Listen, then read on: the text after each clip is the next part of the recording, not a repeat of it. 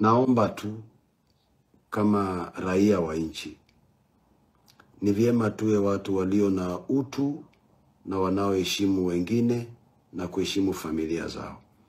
Nimeona mwingine akiwa anasema yule hakustahili kufa, alistahili ni kuadhibiwa. Hakuna mtu amepeana ruhusa kwa polisi kuadhibu mtu ambaye hajapelekwa kotini.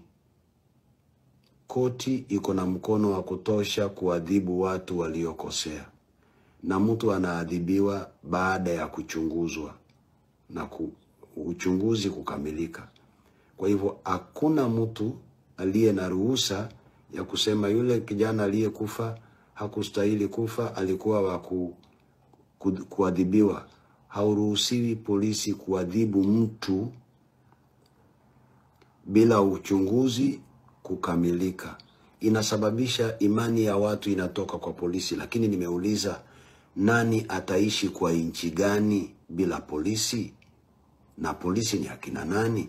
Polisi ni mamangu, polisi ni dadangu, polisi ni ndugu yangu, polisi ni babangu, polisi ni mtoto wangu, polisi ni mimi, polisi ni sisi. Sisi raia ndio tumekuwa polisi kwa ajili ya kusaidiana.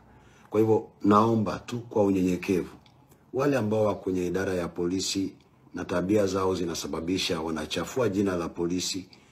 Watu wanaona polisi kama wanyama, wanaona polisi kama watu wasiofaa, wanaona polisi kama watu wanaostahili kufa. Naomba tu kwa unyenyekevu, tuone raia kama wenzetu na tuone polisi kama wenzetu. Polisi uone raia kama dadako. Hakuna mtu ambaye amesema kwamba ukiwa na uniform huyo raia ni mnyama. Fanya kile unachotaka. Haifai. Haijaandikwa hivyo. Na wakati ambapo ulichukua oath, haukuchukua oath kuchinja mtu ambaye ulipewa ruhusa ya kumlinda.